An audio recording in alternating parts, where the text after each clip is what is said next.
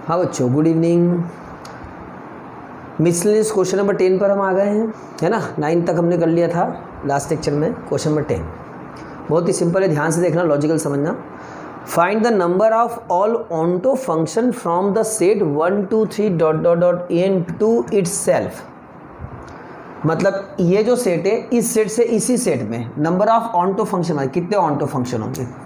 तो सिंपल सी बात है, उसमें कितने एलिमेंट है, एन एलिमेंट है, इसलिए आंसर इसका आएगा फैक्टोरियल एन। मतलब एन फैक्टोरियल ये लिखो या फिर फैक्टोरियल एन को हम ऐसा लिखते हैं, जैसे भी आपकी आदत हो, फैक्टोरियल एन ऐसा लिख दो या ऐसा लिख दो, चलेगा, ठीक है।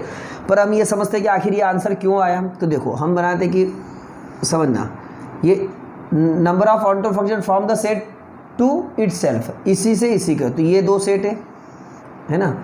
ये भी ए मान ले, से ए से एम ही सेट है मान लेते हैं। 1 2 3 डॉट डॉट डॉट एन और 1 2 3 डॉट डॉट डॉट एन, चलिए ठीक है। अब नंबर ऑफ ऑन्टो फंक्शन में बताना है। तो देखो, ऑन्टो फंक्शन का रूल क्या होता है। रूल ये 1 1 फंक्शन का मतलब एक से एक रिलेटेड, करेक्ट। ऑन्टो फंक्शन का रूल ये होता है कि इधर जो एलिमेंट आपको एन एलिमेंट है, ये कोई भी एलिमेंट फ्री नहीं होना चाहिए, कोई सा भी। अगर कोई भी एलिमेंट फ्री हो जाएगा तो कोडोमेन और रेंज में अंतर आएगा, और वो अंतर अगर आएगा तो फिर ऑन्टो फंक्शन नहीं होगा। तो हर एक एलिमेंट की प्री इमेज इधर होना चाहिए, that is a onto function, है ना। तो हम देखते हैं 1 की प्री इमेज, चलो 1 की प्री इमेज होगी, वो मान लेते इनमें से कोई सा भी एलिमेंट हो, 1 की कोई प्री इमेज होगी, वो एक मान लेते कोई प्री इमेज है। तो ये 1 की 1 भी हो सकती है, 1 की प्री इमेज 2 भी हो सकती है, 3 भी हो सकती है, ठीक है। अब 2 की इमेज जो है वो अगर सोचेंगे 1 1 की प्री इमेज, तो 2 1 की प्री इमेज हो सकती है क्या, 2 की प्री इमेज 1 हो सकता है क्या, नहीं। क्यों? क्योंकि अगर ऐसा होगा तो फंक्शन ही नहीं रहेगा। क्योंकि मैंने बोला 1 की 2 नहीं करना कभी भी, 1 से 2 रिलेटेड होता ही नहीं है ना। तो वो अगर ऐसा है तो ये तो फंक्शन ही नहीं है, उस बात को कोई मीनिंग ही नहीं है। तो फिर इस बात को हटाएंगे, 2 की प्री इमेज ये नहीं होगी। तो 2 की प्री इमेज क्या होगी, 2 की इमेज कोई दूसरा एलिमेंट होगा जो कि ऐसा होगा। तो 2 की प्री इमेज ये 2 होगी मान लेते हैं, करेक्ट। 2 की प्री इमेज 3 भी हो सकती है, कोई भी ऐसे एलिमेंट, हमने मान लिया कि भी 2 की प्री इमेज 2 है। अगर आप सोचते हो सर कि एक काम करो कि चलो 2 से 1 नहीं, एक काम करते, समझना कि चलो 2 से 1 तो ज्वाइन हो सकता है, हाँ सही बात है, ये करेक्ट है, ज्वाइन हो सकता है। 1 से 2 कंप्लीट ज्वाइन हो सकता है। तो अगर ऐसा है तो 1 की प्री इमेज अगर 1 और 2 दोनों प्री इमेज, चलो मान लिया, फिर 2 की क्या होगी, 3 होगी, 3 की 4 होगी, 4 की 5 होगी, चलता जाएगा। और यहाँ n माइनस 1 होगा, उसकी प्री इमेज और n होगी। बताओ इस n का क्या होगा, ये n तो फ्री हो जाएगा। फिर अगर यहीं पर हमने 2 ज्वाइन करवा दी कि ये 2 से 1 की प्री इमेज, इस 1 की 2 प्री इमेज है 1 2, ये हालांकि ऑन्टो तो है, ये मिनिमम होगा, करेक्ट बात है। 2 से 1 कनेक्ट कर सकते हैं, 1 से 2 कनेक्ट करना गलत है, 2 से 1 कनेक्ट कर सकते हैं, है ना। तो अपन ने ये किया तो फिर हमने देखा कि 1 से 1 कनेक्ट करते जाएंगे तो फिर एक नीचे वाला एलिमेंट फ्री हो जाएगा। अगर वो फ्री हो गया तो फिर ये ऑन्टो रहेगा ही नहीं। तो सिंपल सी बात है, हमें करना क्या पड़ेगा, हमें करना ये पड़ेगा कि क्या करना पड़ेगा, हमें ये करना पड़ेगा 1 to n से 1 to n को, ये 1 2 3 dot dot dot n, 1 2 3 dot dot dot n, a to a। तो 1 की इमेज 1 है तो 2 की 2 होगी, 3 की 3 होगी, ऐसे n की n होगी। कुल मिला के कितने पेस हो जाएंगे, टोटल केस कितने हो जाएंगे। नंबर ऑफ ऑन्टो फंक्शन बोला कि कितने फेस हो जाएंगे, तो कितने फेस हो सकते हैं। अब आप बोलो सर 1 2 3 4 5 6 तो n है, नहीं, नंबर ऑफ ऑन्टो फंक्शन 1 की इमेज कितनी हो सकती है, बहुत सारी इमेज होती है, n इमेज हो सकती है ना। तो एक तरह से देखो जाए तो यहाँ पर परमुटेशन लग रहा है कि 1 कितने के साथ अटैच हो सकता है। 1 जो है वो इनमें से कितने लोगों, कितने मतलब नंबर के साथ अटैच हो सकता है, n नंबर के साथ अटैच हो सकता है। फिर 2 फिर 1 जिससे किसी एक से अटैच हुआ है उससे अटैच नहीं होगा, है ना, किसी और के। 1 मान लेते 1 से नहीं हुआ, ये समझना एक बार। फिर देखो चलो ऐसा है कि 1 अगर मान लेंगे, है ना, ये बहुत ही आंसर मैंने पहले सिंपल सा बता दिया आपको, आंसर रट लो काम खत्म हो जाएगा, ठीक है। कि 1 की इमेज 1 हो सकती, नहीं तो या फिर और 2 भी हो सकती, 3 भी हो सकती, 4 भी हो सकती, 5 भी, ऐसे n तक अपन जोड़ सकते हैं। फिर 2 जो उसके लिए क्या रहेगा, अगर 1 की प्री इमेज 1 है तो क्या होगा, 2 की 1 को छोड़कर और किसी की हो सकती है ना। तो उसके लिए क्या रहेगा, n-1 रहेगा, फिर n-2 रहेगा, ऐसे डॉलर चलता जाएगा। और इसी को हम क्या लास्ट में 3 2 1 आएगा, ऐसे कि लास्ट वाले के पास वो n के पास अगर जैसे n-1 तक सब जुड़ जाएंगे इधर, तो n के पास एक ही प्री इमेज रहेगी कोई एक, है ना। तो ये हो जाएगा, तो आंसर आएगा अपना बच्चों n फैक्टोरियल, ठीक है।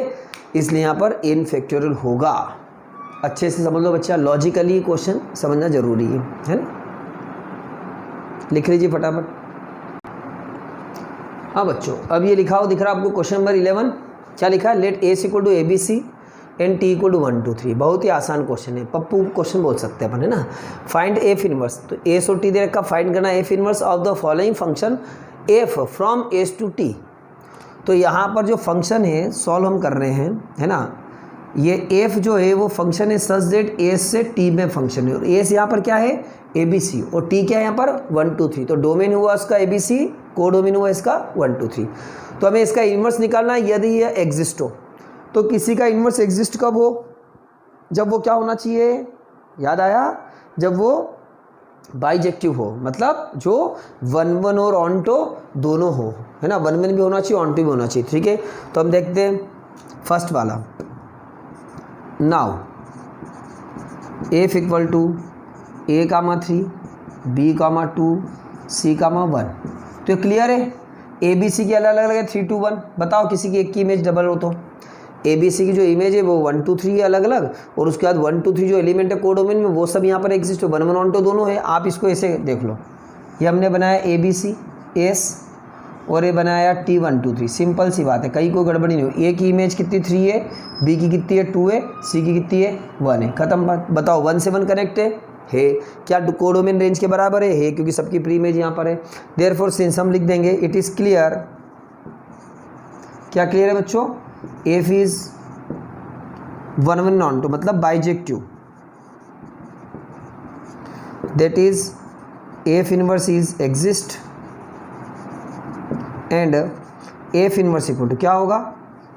बहुत ही आसान, उल्टा कर दो। 3 कामा ए, 2 कामा बी और 1 कामा सी। खत्म। क्लियर है? एंड सेकेंड वाले की बात करते हैं। सेकेंड में देखते हैं, सेकेंड में क्या दे रखा है? सेकेंड में दे रखा भी है कि F equals to A, 2, B, 1 और C, 1।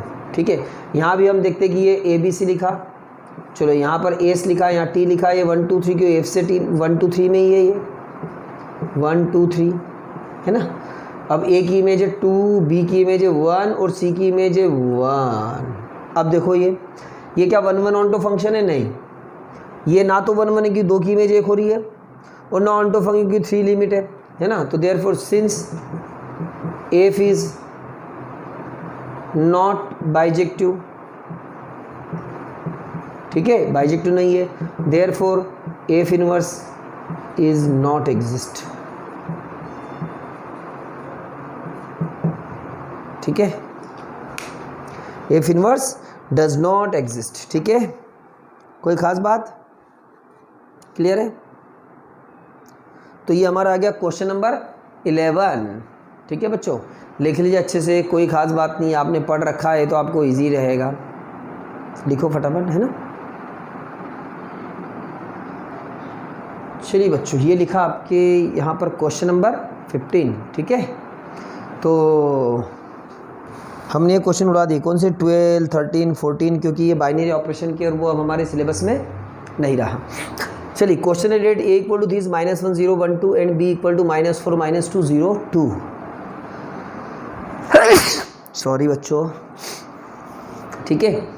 तो A इक्वल टू दे रखा, B इक्वल टू दे रखा, एंड F और G such that A to B function defined by fx equal to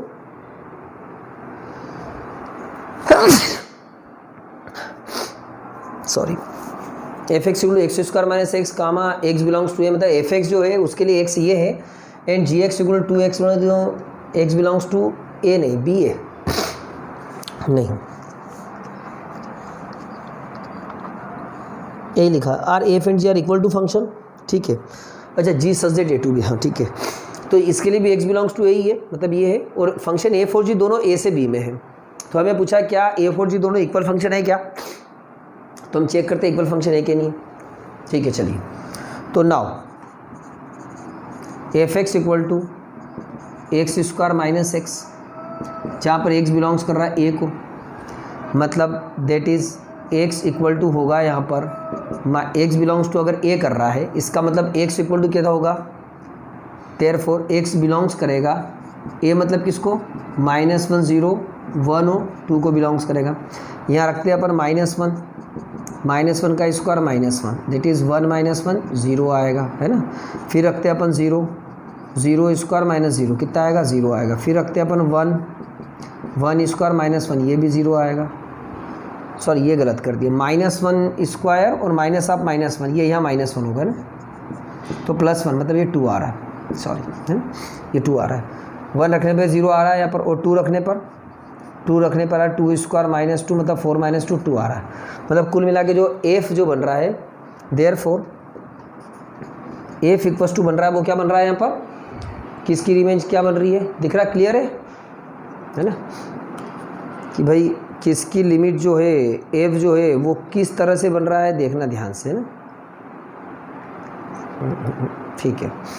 तो एफ इक्वल्स टू क्या बन रहा है, -1 0 1 2 था एक्स, तो एफ एक्स कितना रहा, -1 की लिमिट इमेज 2 तो -1 का 2, 0 से 0 1 से भी 0 और 2 से 2, क्लियर है।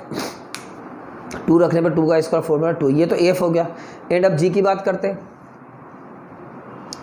और ये है ये बी में आना चाहिए, बी ए टू बी है, मतलब ये जो एलिमेंट है बी से बाहर के नहीं होना चाहिए। 2 0 0 2 तो 2 0 0 2 दोनों इसके अंदर है अवेलेबल, ठीक है। चलिए अब आगे बात करते हैं अपन किसकी, जी की। ना जी एक्स इक्वल कितना देखते जाइए, ठीक है। ये समझ में आएगा आपको, क्लियर है, ठीक है। अब इसके आगे मैं खड़ा हो जाता हूँ, तो 2 क्योंकि लिखने के लिए खड़ा तो होना ही पड़ेगा, इधर या उधर, -1 है ना। और यहाँ पर भी x किसको बिलोंग्स कर रहा है, ए को बिलोंग्स कर रहा है, किसको बिलोंग्स कर रहा है, बोलो फटाफट, -1 0 1 2 ये लिख देता हूँ ताकि आपको कंफ्यूज नहीं हो कहीं से। हमें रखना पड़ेगा एक तो -1 2 -1 -1/2 -1, तो क्या आ रहा है 2 -3/2 -1 तो इक्वल टू, इसको लिखा अपन ने 2 -3/2 का 3/2 मॉड है इसलिए -1, 3 से ही कैंसिल, 3 -1 कितना आएगा 2, तो -1 की इमेज कितनी आ रही है, 2 आ रही है, ठीक है। फिर लिखते हैं अपन 0 0, तो ये रखा 2 0 -1/2 -1, तो ये फाइनली आएगा 2 -1/2 का मॉड 1/2 होगा -1, इससे कैंसिल, ये 0 आ रहा है। चलो अच्छी बात है, 1 रखते हैं तो आएगा 2 मॉड 1 -1/2 -1, तो ये आएगा 2 1 -1/2 1/2 होगा -1, 2 से 2 कैंसिल, और मॉड है तो 1 -1 0 ही होगा, तो ठीक है ना। फिर रखते हैं अपन 2 रखते हैं, 2 रखने पर ये आ रहा 2 -1/2 -1, ठीक है,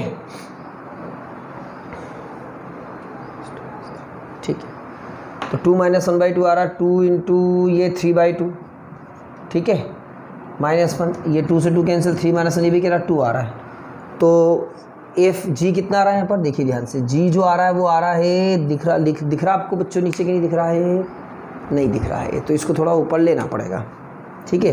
तो इसको ऊपर लिख देंगे अपन, और क्या लिख देंगे, जी की वैल्यू लिख देंगे। तो अब जी की वैल्यू लिखने के बाद आपको दिख रहा है कि ये इक्वल टू है या नहीं है।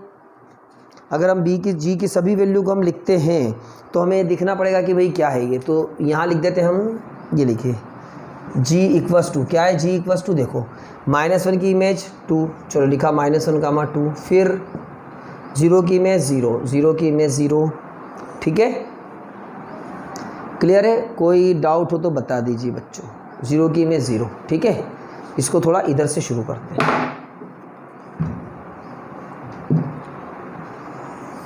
तो हमने लिखा जी इक्वल्स टू, यहाँ से शुरू किया, -1 की इमेज कितनी आ रही, 2 आ रही, 0 की इमेज कितनी आ रही, 0 आ रही, 1 की इमेज कितनी आ रही, 0 आ रही, और 2 की इमेज कितनी आ रही, 2 आ रही है, करेक्ट।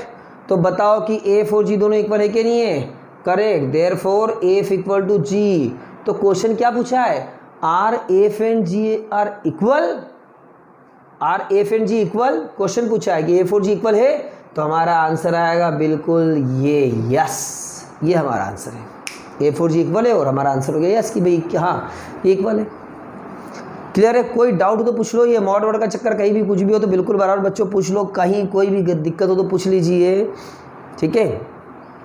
आप व्हाट्सअप करके मेरे को पूछ सकते हैं, नंबर सबके पास है ही है ना।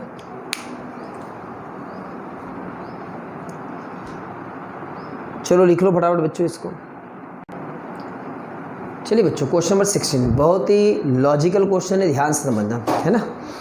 Let A equal to 1 2 3 then the number of relation containing 1, 2, 3, 1 which are reflexive and symmetric but not transitive is कितने बनेंगे 1 2 3 4। क्वेश्चन क्या पूछा, ध्यान समझना।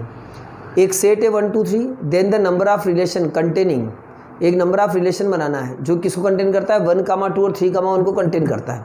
विच आर रिफ्लेक्सिव एंड सिमेट्रिक, जो रिफ्लेक्सिव सिमेट्रिक होना चाहिए लेकिन ट्रांजिस्टिव नहीं होना चाहिए। ऐसे रिलेशन कितने बनेंगे जिसमें 1, 2, 2, 1 होगा, जो रिफ्लेक्सिव हो सिमेट्रिक हो लेकिन ट्रांजिस्टिव नहीं होगा। ऐसे रिलेशन कितने बनेंगे उसकी हम बात करेंगे। 1 2 कितने बनेंगे, 1 बनेंगे, 2 बनेंगे, 3 बनेंगे या 4 बनेंगे। देखो डिटेल में इस क्वेश्चन को समझिए, क्योंकि देखो जब तक बेसिक चीज़ें नहीं समझ में आएगी आपको चीज़ें क्लियर नहीं हो पाएगी, क्वेश्चन कर नहीं पाओगे। सबसे पहले हम दिमाग में लेके आएंगे रिफ्लेक्सिव का मतलब क्या होता है। सबसे पहले बात करते चलो रिलेशन की। तो रिलेशन जो लगेगा वो हमेशा ए टू ए से लगे, ए से ए पर हमेशा रिलेशन लगेगा। मतलब जो आर होता है वो हमेशा क्या होता है, ए क्रॉस ए होता है, ए से ए पर होता है। तो हम अगर बात करें कि रिलेशन जो बनेगा, टोटल रिलेशन अगर हम बनाएं, टोटल ही रिलेशन हम बनाते हैं, समझना। ये रफ वर्क मतलब साइड में मैं आपको बता रहा हूँ कि 1 2 3 से 1 2 3 का रिलेशन हमें बनाना है। 1 2 3 से 1 2 3 का रिलेशन बनाए, क्योंकि हमें ए क्रॉस ए निकालना है। तो आर मतलब ए क्रॉस ए से ए का जो भी मल्टीप्लाई होता है तो क्या आएगा 1, 1 आएगा, 2, 2 आएगा, 3, 3 आएगा, 1, 2 आएगा, 1, 3 आएगा, है ना। 1 से 1 लिया, 2 2 3 3 ले लिया, फिर 1 से 2 लिया, 1 से 3 लिया, फिर 2 से 1 लिया, फिर 2 से 1 लिया, दिख रहा है, एक मिनट, 1 से 3 लिया, ठीक है। उसके बाद यहाँ आ गए 2 से 1 लिया, 2 से 3 लिया, फिर 3 से 1 लिया और 3 से 2 लिया, है ना। यही बचा था टोटल। 1 1 2 2 3 3 लिया, फिर 1 से 2 1 से 3 ले लिया, फिर 2 से 1 2 से 3 ले लिया, 2 2 तो ले चुके हैं, 3 से 1 लिया, 3 से 2 ले लिया। ये टोटल रिलेशन, टोटल जो रिलेशन बनेगा वो बनेगा। इसके बाहर का कोई भी दूसरा एलिमेंट नहीं आएगा। जितने भी रिलेशन बनेंगे A 1 2 3 में जो रहेगा वो इसके अंदर का ही रहेगा। तो एक बात तो हमारे क्लियर हो गई, जो हमने साइड में मतलब रफ वर्क में ही करी, जो हमने सोचा, या साइड में रफ पेज पे आप करके देख लीजिए। तो अब अपन को एक रिलेशन बनाना, चलो मान लेते पहला रिलेशन बनाते, जो क्या होना चाहिए, रिफ्लेक्सिव होना चाहिए, सिमेट्रिक होना चाहिए लेकिन ट्रांजिस्टिव नहीं होना चाहिए। तो भैया रिफ्लेक्सिव लिए कंपलसरी क्या होना चाहिए, 1 1 आना चाहिए, 2 2 आना चाहिए, 3 3 आना चाहिए। ये तो क्या रिफ्लेक्सिव है ना। अब सिमेट्रिक होना चाहिए। सिमेट्रिक मतलब सिमेट्रिक का रिफ्लेक्सिव के लिए तो कंपलसरी ये होना चाहिए। सिमेट्रिक के लिए क्या बोला है कि जिसके अंदर 1 2 और 3 1 होना चाहिए। तो चलो 1 2 हमने लिख दिया और 3 1 लिख दिया, क्योंकि ये तो कंपलसरी, भाई ये सबसे पहले यही आएगा 1 2 और 3 1 देखा जाए तो। और रिफ्लेक्सिव होने के लिए 1 1 2 2 और 3 3 हमने लिख दिया, ये हमको पहले लिख दिया, ठीक है। तो सिमेट्रिक होने के लिए 1 2 है तो 2 1 होना चाहिए, तो हमने 2 1 लिखा। 3 1 है तो 1 3 होना चाहिए, 1 3 होना चाहिए, करेक्ट बात है। अब हम देखते हैं क्या और कुछ जोड़ना जरूरी है क्या सिमेट्रिक होने के लिए। तो रिफ्लेक्सिव होने के लिए ये हो गया, सिमेट्रिक होने के लिए 1 2 का 2 1 है, 3 1 का 1 3 है, तो ये कंप्लीट है। ये रिफ्लेक्सिव भी है, सिमेट्रिक भी है। चलो हम ये चेक कर लेते हैं, लेकिन ये ट्रांजिस्टिव नहीं होना चाहिए। तो कभी ऐसा तो नहीं कि ये ट्रांजिस्टिव हो गया, तो हम चेक करते हैं ट्रांजिस्टिव है क्या। तो अगर हम चेक करते हैं 1 2 2 1, ट्रांजिस्टिव में क्या रहता है बताओ, ये रहता है ना ट्रांजिस्टिव में कि A, B है, B, C है, तो क्या आना चाहिए, A, C भी आना चाहिए, ये खत्म होके ये आना चाहिए, ये ट्रांजिस्टिव है। तो हम अगर ये देखते हैं ऐसे कि 1 2 2 1 तो 1 1 आ रहा है, अरे 1 1 तो है, ट्रांजिस्टिव है। 3 1 का 1 3 कर रहे हैं तो 3 3 आ रहा है, अरे 3 3 भी है, ये तो ट्रांजिस्टिव है। जुगाड़ कर रहे हैं तो कुछ हो नहीं रही आ रही, तो ट्रांजिस्टिव है। तो हम ये देखो कि देखो आप ये देखो कि क्योंकि आगे पीछे कुछ भी कर सकते हैं अपन, है ना। 3 1 और 1 2 लेते हैं, क्योंकि इसके अंदर है 3 1 और 1 2। 3 1 लिया है, 1 2 लिया और इसको ए से लिखा, तो 1 से 1 मिल गया। तो क्या 3 2 होना चाहिए, आना चाहिए। क्या 3 2 इसके अंदर है क्या, नहीं है, ठीक है। तो इसलिए ये ट्रांजिस्टिव नहीं है। तो it is reflexive, symmetric but not transitive. करके बता दो, रिफ्लेक्सिव दिख रहा है आपको, सिमेट्रिक दिख रहा है, ट्रांजिस्टिव नहीं है। क्यों नहीं है, कारण यहाँ लिख दो चाहो तो। सिंस 3 1 बिलोंग्स टू आर, है ना, and 1 2 belongs to R, but 3 2 not belongs to R, therefore ये तो एक रिलेशन तो ये बन गया। अब यही आंसर है, अब अगर देखेंगे दूसरा लेने का प्रयास करते हैं, चलो हम प्रयास करते हैं, चलो R2 बराबर लिखते हैं। ये यहाँ पर ख़त्म हो गया क्वेश्चन देखा जाए तो, है ना। लेकिन चलो R2 बनाने का प्रयास करते हैं। कभी ऐसा तो नहीं कि बन रहा है, मैंने बता दिया आपको ख़त्म हो गया लेकिन नहीं हो रहा है, तो चलो तो बनाते हैं, रिफ्लेक्सिव बनाते हैं 1 1 2 2 3 3, ठीक है। सिमेट्रिक बनाते हैं 1 2 का 2 1 3 1 का 1 3, ये ले लिया। चलो ये 4 हो गए। अब यहीं पर क्वेश्चन तो एंड करें नहीं कि नहीं, क्योंकि वो तो हम कर चुके हैं एक बार, तो ये तो R1 हो ही गया। तो अब यहाँ पर जो एलिमेंट बच रहा है ये 1 2 गया, और कौन सा गया 1 3 गया, 3 1 गया, 2 1 गया। अब बचे सिर्फ ये 2 एलिमेंट, इनमें से किसी न किसी एक को ऐड करना पड़ेगा। चलो हमने ऐड किया 2 3 को। क्या तो 2 3 होने पर हम ये बोल देंगे कि रिफ्लेक्सिव सिमेट्रिक है? नहीं बोल सकते। 2 3 को ऐड करेंगे तो सिमेट्रिक के लिए झक मार के किसको ऐड करना पड़ेगा? 3 2 को ऐड करना पड़ेगा। और जैसे हमने 3 2 को ऐड किया तो बताओ क्या बचा फिर इसमें से? कुछ नहीं बचा। और जब कुछ नहीं बचा तो ये रिफ्लेक्सिव भी हो गया, सिमेट्रिक भी हो गया और ट्रांजिस्टिव भी हो गया, क्योंकि अब तो हर एक एलिमेंट होना 3 1 1 3 1 1 2 का 3 2, वो देखो आप जरा, ठीक है। 1 3 3 1 का 3 3, वो तो है ही है। उसके अलावा देखो आप क्या देख सकते हैं, 2 1 1 3 का 2 3, तो वो अवेलेबल है अपने पास। तो सभी चीज़ें क्या है, अवेलेबल है यहाँ पर, ठीक है। इसलिए ये काउंटिंग में नहीं आएगा। तो काउंटिंग में क्या आएगा, सिर्फ ये एक रिलेशन बनेगा जो आपको बताना है। और चूंकि ऑब्जेक्टिव क्वेश्चन है तो आंसर क्या आएगा, 1। आंसर बच्चों आएगा ऑप्शन ए, जो कि कितना है, 1 है।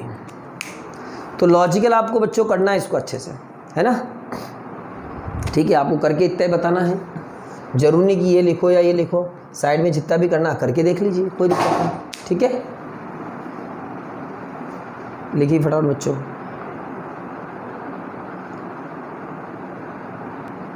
चलिए बच्चों, ये रहा क्वेश्चन नंबर 17। क्या लिखा है, let A equal to 1 2 3 the number of equivalence relation containing 1 2 is. तो नंबर ऑफ इक्विवेलेंस रिलेशन, तो रिलेशन बनेगा, रिलेशन कहाँ बनेगा, ए से ए में बनेगा, मतलब R इक्वल टू क्या होगा, A क्रॉस A आएगा। तो हम ये साइड में बना के देख लेते, जो हमने देखा A टू A ही है, तो R इक्वल टू क्या होगा, A क्रॉस A होगा हमेशा, ठीक है। तो A क्रॉस A से A में क्या बनेगा, 1 1 बनेगा, 2 2 बनेगा, 3 3 बनेगा, फिर और क्या बनेगा, 1 2 बनेगा, 2 1 बनेगा, 1 2 बना यहाँ पर, फिर 2 1 बना, फिर 3 1 बना, फिर 1 3 बना, फिर 3 2 बना, फिर 2 3 बना। ये शॉर्ट मैंने लिख दिया यहाँ पर शॉर्ट में, ठीक है, ये बनेगा। चलिए, हमें 1 2 3 है, उसमें हमें नंबर ऑफ इक्विवेलेंस रिलेशन बना जिसमें 1 2 का होना ज़रूरी है। तो चलो हमने सबसे पहले पहला बनाते हैं R1 रिलेशन। चलो, इक्विवेलेंस रिलेशन मतलब क्या होना चाहिए, रिफ्लेक्सिव होना चाहिए, सिमेट्रिक होना चाहिए और ट्रांजिस्टिव होना चाहिए, जिसमें क्या होना चाहिए, 1 2 होना चाहिए। चलिए ठीक है, तो रिफ्लेक्सिव होने के लिए 1 1 2 2, है ना, 3 3 कंपलसरी होगा एक बार, और उसके अंदर 1 2 होना चाहिए। चलो, तो हमने 1 2 लिख दिया, 1 2। तो रिफ्लेक्सिव के लिए तो 1 1 2 2 3 3 होना चाहिए, इसलिए लिख दिया, है ना। कंटेनिंग 1 2 होना, तो ये लिख ही दिया हमने। अब इसके साथ ही वो होना चाहिए इक्विवेलेंस, मतलब सिमेट्रिक भी होना चाहिए। तो 1 2 का हमने 2 1 लिख दिया। क्या सिमेट्रिक है, बिल्कुल सिमेट्रिक है। अब समझना, सिमेट्रिक होने के लिए हमें 1 2 के साथ 2 1 ऐड करना कंपलसरी था, क्योंकि 1 2 तो कंटेन कर ही रहा था, अलग से हमने मन से नहीं किया, वो तो दे ही रखा है ये। अब इसकी हम बात करते हैं, रिफ्लेक्सिव है ये, अब अलग से कुछ भी नहीं जोड़ना। अब पहले हम देखते हैं कि यहाँ जो हमने फिनिश किया वहाँ तक सही है कि नहीं है, वहाँ तक क्या हो रहा है। तो सिमेट्रिक है, सॉरी रिफ्लेक्सिव है, तो it is reflexive, it is reflexive, ठीक है। सिमेट्रिक है, 1 2 का 2 1 है, एंड सिमेट्रिक, सिमेट्रिक भी है क्योंकि 1 2 का 2 1 है यहाँ पर, ठीक है। ट्रांजिस्टिव है क्या, तो देख लेते हैं कि ट्रांजिस्टिव 1 2 का 2 1, तो कितना होगा, ये 2 से 2 मिल गया, 1 1 जो कि है 2 1 1 2 लेते हैं, जैसे 2 1 पहले लिख देते हैं और 1 2 बाद में लिख देते, क्या आएगा 2 2, वो भी इसमें है। और कुछ हो रहा है क्या, चलो इसको देखते हैं 1 1 1 2 को। तो 1 1 1 2 का क्या आ रहा है, ये 1 हटा दो, 1 2, चलो वो भी इसमें है। तो आप जो भी करके देख रहे हो सब इसके अंदर है ही है, therefore and it is transitive, ठीक है। अब ट्रांजिस्टिव है तो इसका मतलब क्या होगा, R1 इज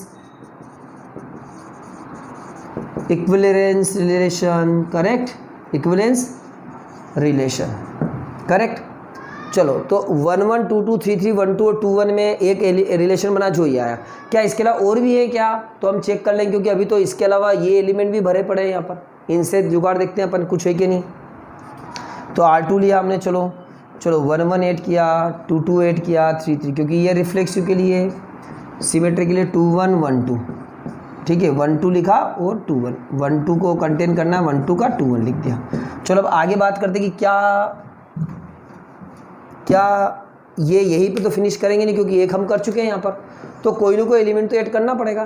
तो अब ये 1 1 2 2 3 3 कट गया, 1 2 और 2 1 हट गया, बचे 4 में से कोई सा भी जो आपकी इच्छा पड़े ऐड कर लो। चलो मान लेते हैं कि अपन ने 1 3 ऐड कर दिया। तो अब समस्या है कि 1 3 ऐड किया तो झक मार के आपको 3 1 ऐड करना पड़ेगा। क्यों? क्योंकि सिमेट्रिक होने के लिए।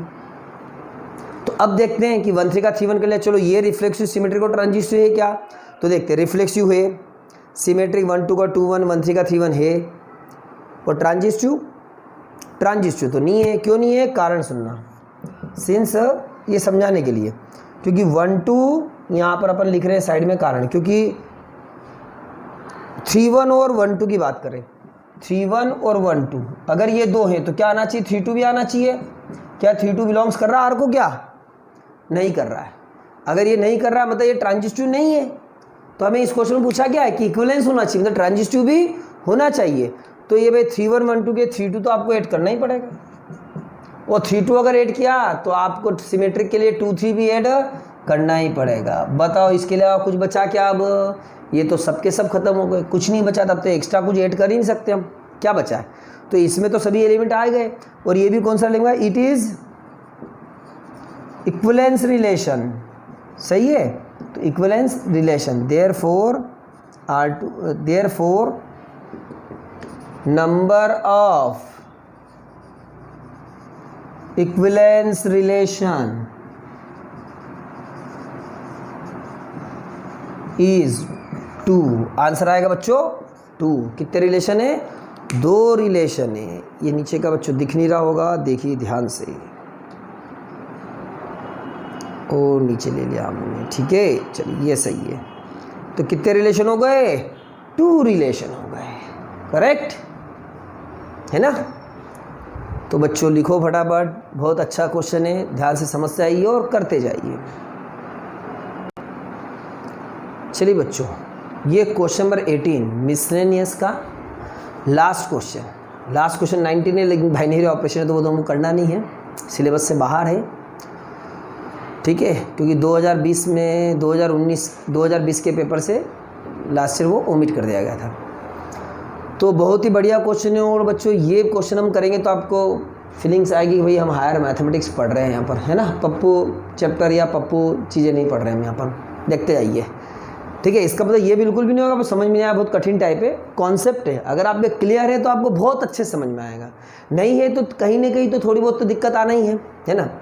तो let F such that R to R, लेकिन मैं अपनी तरफ से पूरी कोशिश करूँगा आपको पूरा और बहुत अच्छे से समझ में आ जाए। चूँकि आप ब्रिलियंट बच्चे से समझ में आना ही है वैसे भी। तो F such that R to R be the signum function on defined by. तो बच्चों के सबसे पहले तो थोड़ा सा सिग्नम फंक्शन क्या है, तो सिग्नम फंक्शन यही है जो लिखा है। Signum function define as F X equal to -1 0 1, x 0 से बड़ा, x 0 छोटा, x ले 0। तो आपने पढ़ा होगा भाई सिग्नम फंक्शन जो होता है वो यही होता है, एफ एक्स इक्वल टू 1 कब, जब x 0 से बड़ा हो, x इक्वल टू 0 जब 0 हो, और x लेस देन 0 जब -1 हो। तो इसकी डिटेल चर्चा कर रहे हैं अपन, है ना। अच्छे क्वेश्चन तो मेरे को भी समझाने में अच्छा मज़ा आता ही है। तो भाई एफ एक्स इक्वल टू जो लिखा है यहाँ पर, हाँ चलो कहाँ तक पिक्चर, कहाँ तक आपकी, यहाँ तक, ठीक है। तो एफ एक्स इक्वल टू जो लिखा है यहाँ पर, एफ एक्स इक्वल टू क्या लिखा है, 1 0 -1, और ये लिखा है x ग्रेटर देन 0 के लिए, x इक्वल टू 0 के लिए, x लेस देन 0 के लिए। तो ये सिग्नम फंक्शन है। इसको कहीं कहीं ऐसा भी लिखा हुआ है x अपॉन में mod x, या फिर mod x अपॉन में x, ऐसा भी लिखा हुआ है ना। क्योंकि एक बार x प्लस लेंगे तो x कैंसिल होकर 1 आएगा, -x लेंगे तो ये कैंसिल होकर -1 आएगा, और 0 पर इसको 0 मान लेंगे। खैर ठीक है, अभी इसकी बात ही नहीं। फिलहाल तो ये कि एफ एक्स गुण ये सिग्नम फंक्शन है। तो ये जो शक्ल दिख रही है इसको सिग्नम फंक्शन बोलते हैं। इसका मैं ग्राफ बना के आपको बता देता हूँ मैं, है ना। मैं इतनी चीज़ें इसलिए बता रहा हूँ ताकि आपके दिमाग में ये क्वेश्चन है वो लंबे समय तक बना रहे, शॉर्ट में बहुत समझा सकते हैं इसको। तो क्या है कि 0 पर 0, तो ये पॉइंट आ गया 0 पर 0, है ना, और 0 से बड़ा है तो 1 है, तो 1 fx 1 है, fx मतलब कौन, y के बराबर, तो y 1 है, तो मान लेते हैं 1 यहाँ पर है और इससे बड़ा ये यहाँ के लिए, है ना, बड़ा मतलब ये लगा है क्योंकि 0 के बराबर नहीं बल्कि उससे बड़ा है, इसलिए ऐसा लगा दिया, डार्क सर्कल नहीं लगाया। और 0 से छोटा है तो इधर की तरफ है, अगर x इधर पॉजिटिव होता है इधर नेगेटिव होता है, 0 छोटे के लिए -1 है, तो ये -1 पे जाएगा ऐसा, ये इसका ग्राफ बनेगा, ये -1 से ये इधर की लाइन y इक्वल टू -1, तो y इक्वल टू -1 ये होगा, ये y इक्वल टू 1 होगा, यहाँ y इक्वल टू 0 होगा, ये इसका ग्राफ बनता है, इसको बोलते हैं सिग्नम फंक्शन बोलते हैं। क्लियर है, तो ये सिग्नम फंक्शन दे रखा, फिर लिखा है GR2R, जी मतलब x अगर पॉजिटिव है 0 से बड़ा है तो 1 होगा, यहाँ पर वापस यहाँ आ गया हमें g की बजाय कि 0 से बड़ा है तो 1 होगा, मतलब अगर मैंने x के यहाँ 2 लिखा तो भी 1 आएगा, 3 लिखा तो भी 1 आएगा, 5 लिखा तो भी 1 आएगा, -100 लिखा तो -1 आ जाएगा, 0 लिखा तो 0 आ जाएगा, ऐसा, ठीक है। -2 लिखा तो भी -1, क्योंकि x 0 से छोटे सबके लिए -1 ही है। क्लियर है, तो ये तो सिग्नम हो गया। अब अगले लिखा g such that R2R be the greatest integer less than और इक्वल टू x।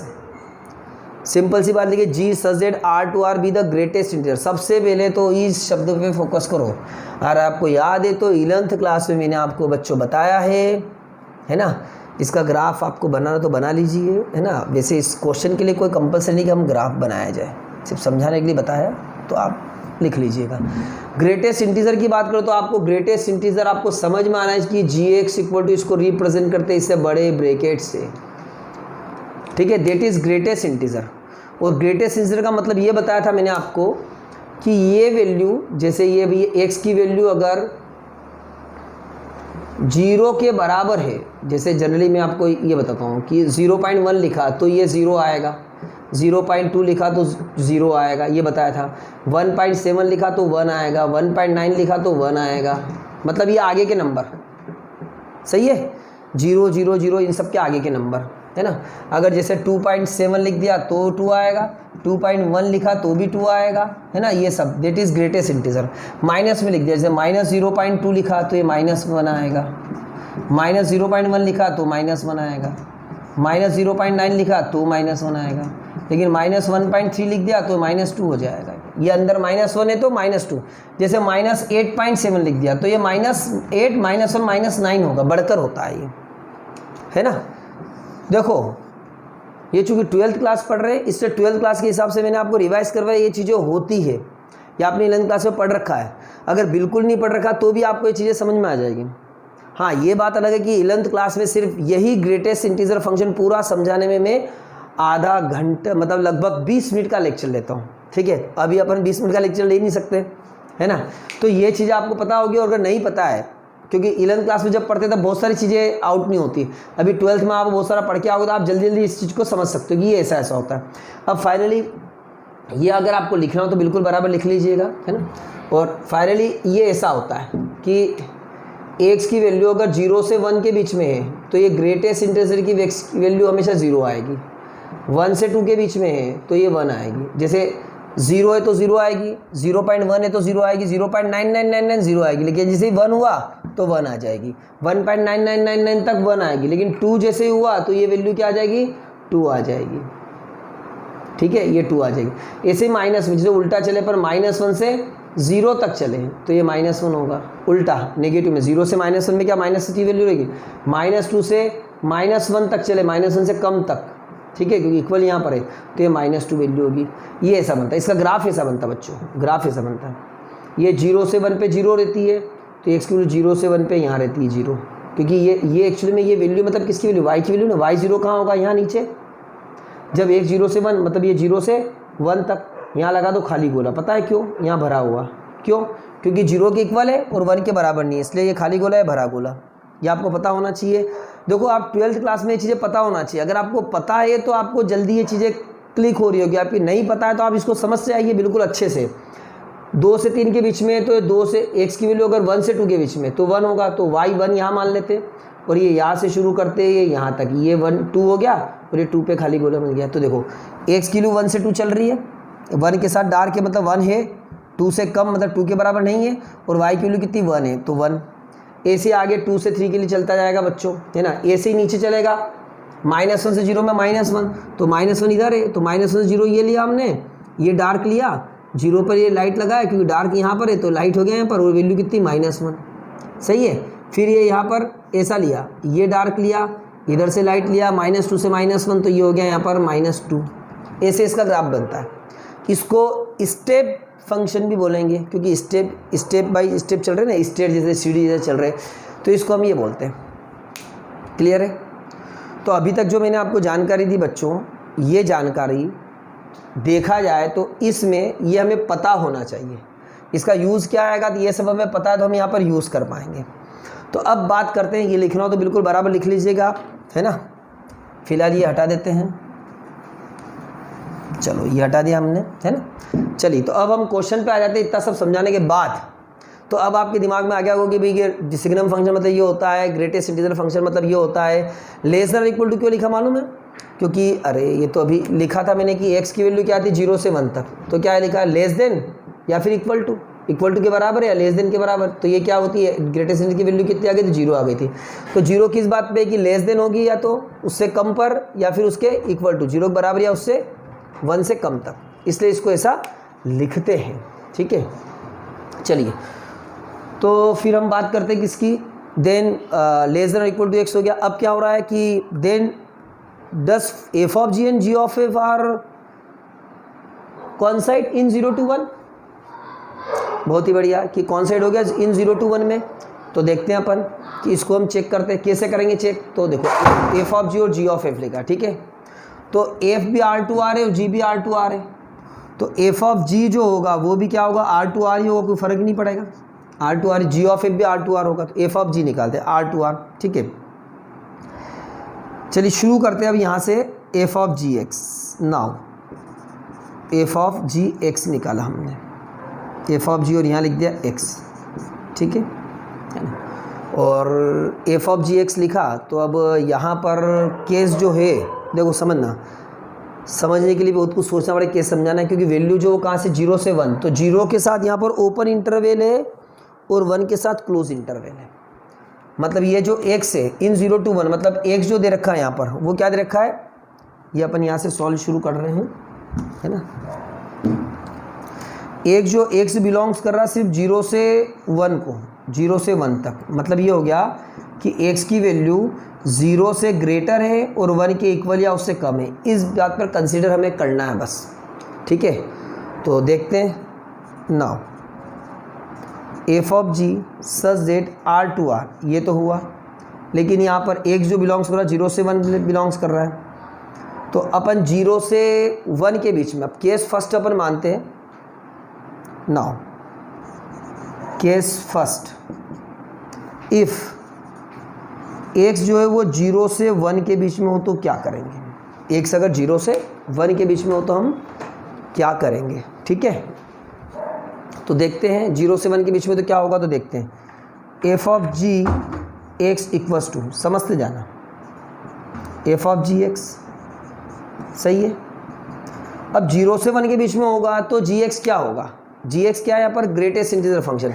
मैं लिख देता हूँ यहाँ पर साइड में कि जो gx है वो दैट इज़ ये है ग्रेटेस्ट इंटीजर फंक्शन, इसको ऐसे बोलेंगे क्योंकि इन्होंने डायरेक्ट fx तो दे रखा लेकिन gx ऐसा लिखा हुआ नहीं है ना, तो हमने ऐसा लिख दिया। अब यहाँ पर आएगा बच्चों ब्रैकेट के अंदर ग्रेटेस्ट इसको ब्रैकेट ऐसा लगाते हैं और ये लगा दिया हमने ग्रेटेस्ट इंटीजर फंक्शन, करेक्ट।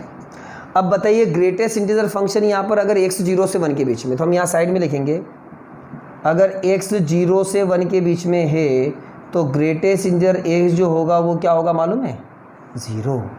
क्यों होगा, क्योंकि अभी बताया कि x जो होता है वो 0 से 1, 0 के बराबर भी हो तो भी ये 0 ही होता है, सही है। क्योंकि 0.1 0, 0.99 0, तो ये 0 हो जाएगा, तो मतलब ये वैल्यू क्या आ जाएगी, 0 हो जाएगी, सही है।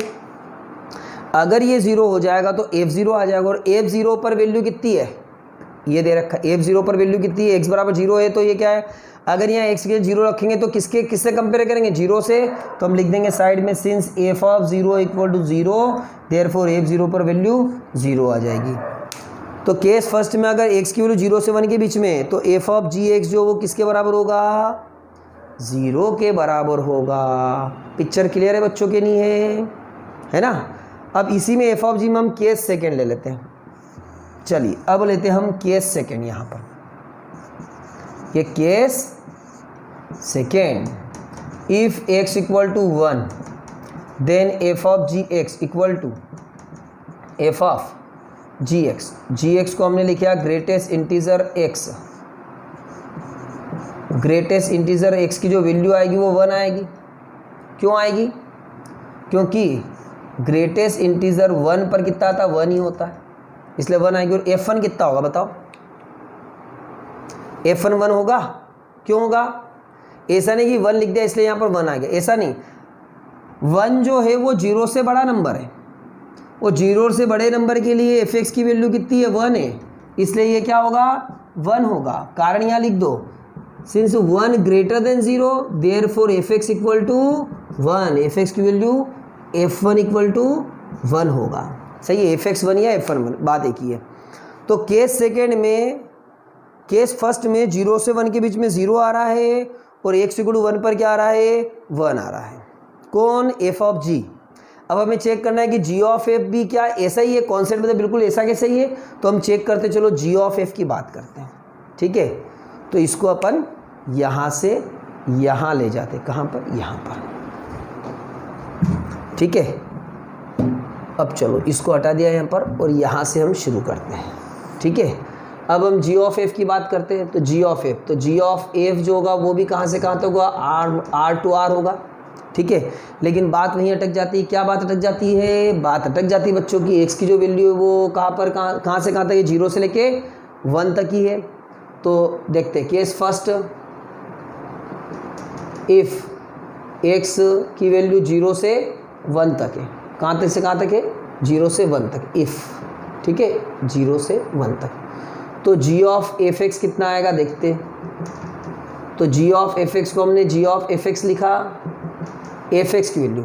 अगर x की वैल्यू 0 से 1 के बीच में तो f(x) की वैल्यू कितनी आएगी बताओ? बताओ बताओ कितनी होगी? 1, क्योंकि 0 से 1 होगा वो 0 से तो बड़ा ही होगा भाई। 0 से अगर 1 होगा तो 0 से बड़ा होगा ना, और 0 से अगर बड़ा हुआ तो f(x) की वैल्यू कितनी होगी? 1 ही होगी। तो यहाँ हम 1 लिखेंगे। यहाँ डिटेल लिख दो, सिंस x की वैल्यू 0 से 1 के बीच में है तो f(x) इक्वल टू 1 होगा। f(x) इक्वल टू 1 होगा। बहुत ही गूढ़ रहस्य बच्चों, समझ के लिखना पड़ेगा। x अगर 0 से 1 है, अब आप बोलो सर x 0 से 1 तो दिख ही नहीं रहा हमको यहाँ पर, क्या करें? ऐसा नहीं, 0 से बड़े के लिए तो 0 से 1 के लिए भी 1 ही होगा, तो 1 होगा। और g1 जो हो जाए वो क्या होगा? ग्रेटेस्ट इंटीजर 1 होगा। और ये किसके बराबर होगा? 1 के बराबर होगा। सही है, ये किसके बराबर आ रहा था? 0 से 1 में 0 के बराबर। वो किसके बराबर है? 1 के बराबर। क्या कौन साइड है? क्या नहीं है। अगर हम 1 की बात करें, g1 हो गया, f(x) इक्वल टू 0 से 1 हो गया, करेक्ट। और 1 की, अब केस सेकेंड में हम 1 की बात करें। Case second, if x equal to 1, क्योंकि इससे ऊपर तो जा रहा नहीं, 0 से 1 के बीच में होगा, x इक्वल टू 1, तो g of f(x) equal to g of f(1), f इसको लिखा g f(x), sorry g f(x) है ना। और g f(x) कितना आएगा? f(x) की वैल्यू 1 पर कितनी है?